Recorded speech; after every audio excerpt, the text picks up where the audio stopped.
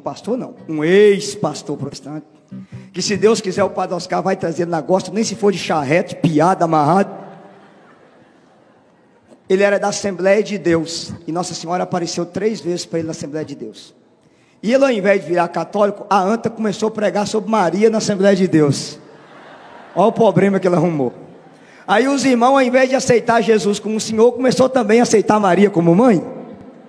Um dia uma irmã perguntou assim: irmão, você já aceitou Jesus? Eu falei: eu aceitei a família inteira, Jesus, Maria e José. Shalom, shalom, meus queridos irmãos. Que alegria poder falar com vocês nessa feita, trazer para vocês um assunto que me causou uma certa tristeza. Me enviaram aqui uma mensagem por esses dias no WhatsApp. 4 pessoas diferentes, todas elas, não vou citar nome aqui, apenas vou fazer um bate-papo para a gente poder refletir. Você assistiu aí o que o camarada que está lá na frente da missa deve ser um padre, não sei, mesmo porque na Igreja Católica hoje existem outras autoridades que também podem ministrar e que são tão honradas e respeitosas diante daquela igreja e capacitadas para tal. E aí o camarada diz que um pastor, isso mesmo, assembleiano, teve uma visão por 3 vezes com Maria. E ele disse no vídeo que a anta, ao invés de se converter ao catolicismo, começou a pregar sobre Maria. Gente, eu fico pensativo. Que tipo de visão é essa que os camaradas estão tendo, onde logo depois o camarada começa a pregar sobre tal coisa e ele é ridicularizado a ponto de mudar até mesmo de religião. E as pessoas que agora querem acolhê-lo, nem que seja de charrete, vão levá-lo lá para testemunhar aquilo, porque agora aquilo vai ser o grande boom para eles, né? Para fortalecer a fé deles lá, para continuarem adorando imagens de escultura. Maria tem um papel importantíssimo na história. E eu a considero muito, e muitos cristãos deveriam também considerá-la. Falando de Bíblia, um pouquinho da história da Maria, que para nós foi traduzido como Maria, e que na verdade o nome é Miriam, no hebraico. Miriam e Yosef, que é o José. Capítulo 1 de Mateus, escrito está: ora, o nascimento de Jesus Cristo foi assim. Estando Maria, sua mãe, desposada com José, antes que se ajuntarem, achou-se ter concebido do Espírito Santo. Então José, seu marido, olha como é que a Bíblia chama, não era noivo, mesmo porque o contrato de Quetobote para ele já estava pronto. José já havia pedido a Miriam, que nós chamamos de Maria, para o casamento diante da sua família, já havia se comprometido, e no Oriente, diferente daqui, uma vez que o contrato já está pronto, já está casado, filho. Só não tem relação íntima ainda. E aí olha o que diz a Bíblia. Então José, seu marido, aqui não está falando de noivo, seu marido, como era justo, ele era um tzadik, justo, e a não queria infamar, intentou deixá-la secretamente. 20, capítulo 1 de Mateus. E projetando ele isso, eis que em sonho lhe apareceu um anjo do Senhor, dizendo: José, filho de Davi, não temas receber a Maria, tua mulher, porque o que nela está gerado é do Espírito Santo. 21. E ela dará à luz um filho, e lhe porás o nome de Jesus, porque ele salvará o seu povo dos seus pecados. 22. Tudo isso aconteceu para que se cumprisse o que foi dito da parte do Senhor pelo profeta que diz: eis que a virgem conceberá e dará à luz um filho, e ele será chamado pelo nome de Emanuel. Emanuel, traduzido, é Deus conosco. 24. E José, despertando do sonho, fez como o anjo do Senhor lhe ordenara, e recebeu a sua mulher, e não a conheceu, até que deu à luz seu filho, o primogênito, e pôs-lhe o nome de Jesus. Gente, Maria concebe milagrosamente do Espírito Santo gerar uma criança. Muito interessante você perceber que ela já tem compromissos com José, Yosef, que era o marceneiro lá, trabalhador, gente boa, e que a coisa daria confusão. Uma vez que ela fosse descoberta que estava grávida antes do casamento, ela corria o risco de ser apedrejada.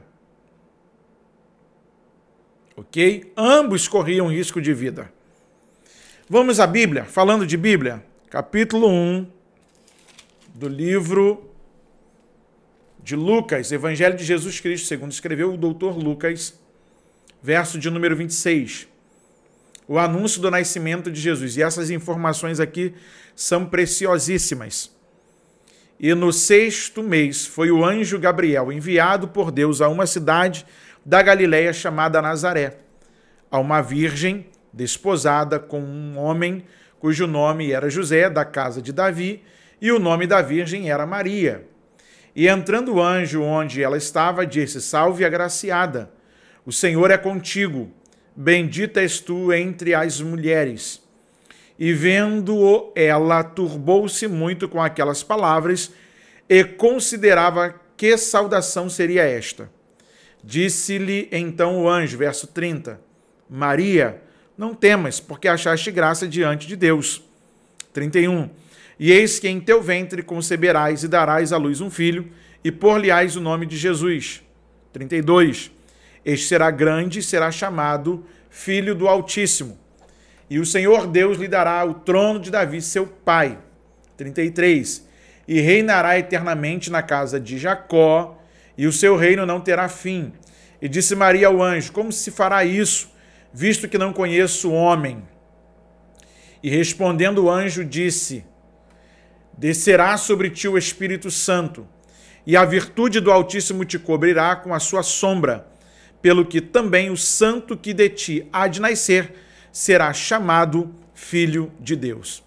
E eis que também Isabel, tua prima, concebeu um filho em sua velhice, e é este o 6º mês para aquela que era chamada estéril, porque para Deus nada é impossível. 38. Então disse Maria: Eis aqui a serva do Senhor, cumpra-se em mim segundo a tua palavra. E o anjo ausentou-se dela.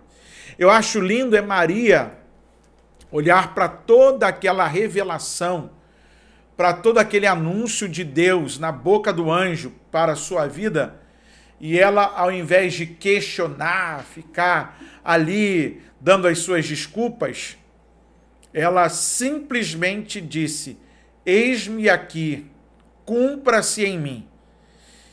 Quem dera nós fôssemos parecidos com Maria a ponto de, naquilo que Deus falar com a gente, colocar como segredos dele diante de nós disséssemos sim para Deus.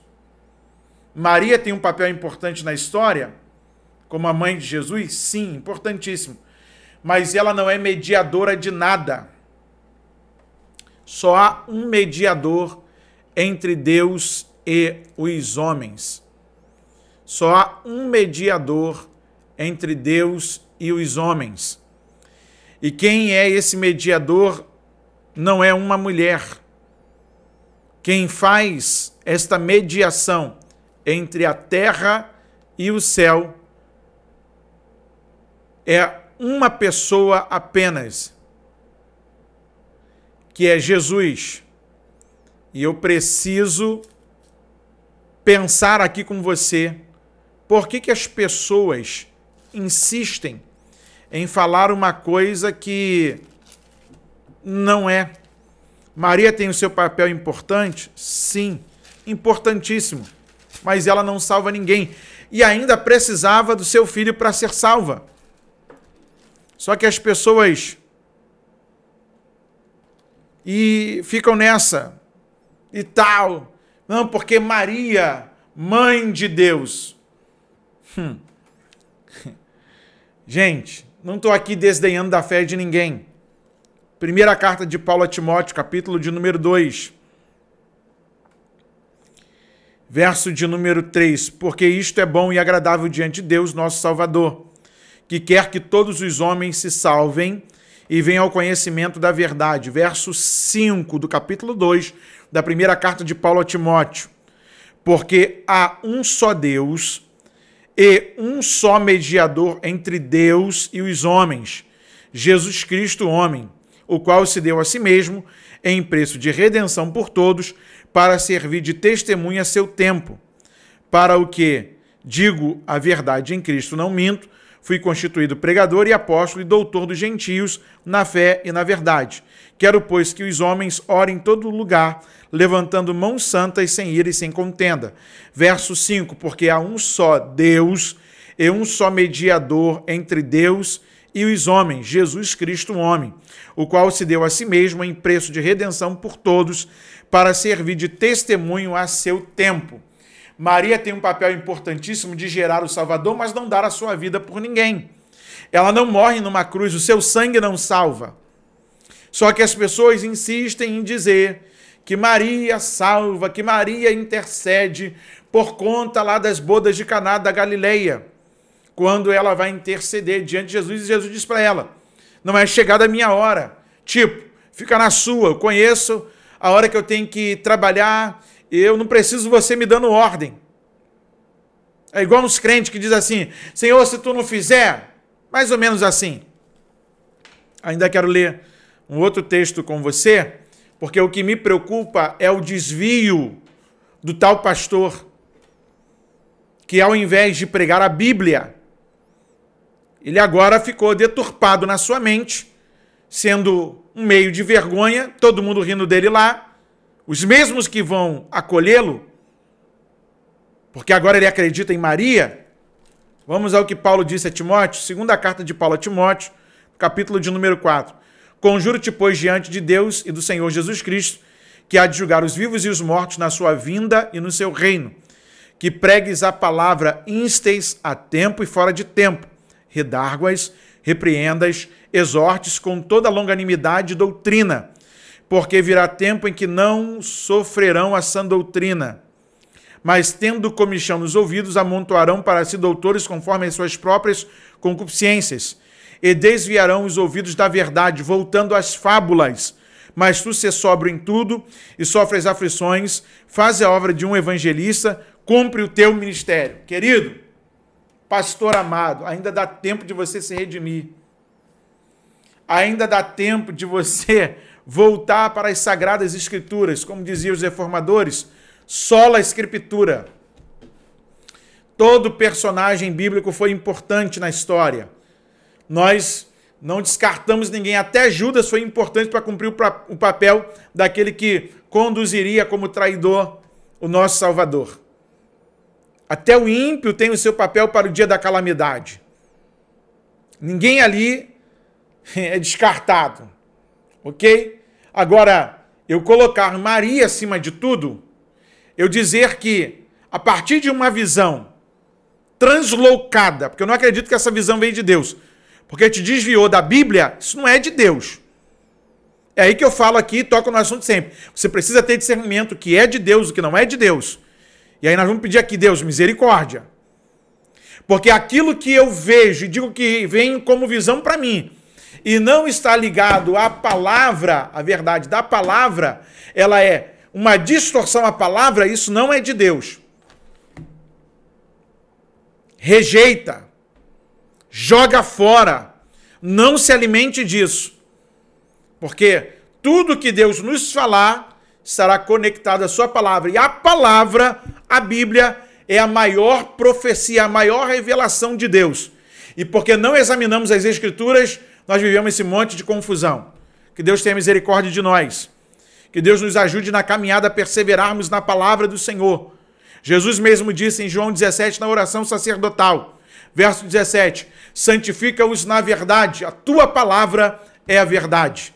Então, voltemos para a Bíblia, olhemos com amor os escritos bíblicos, não desviemos daquilo que é a verdade de Deus para ir atrás de visões loucas que não nos levarão a lugar nenhum.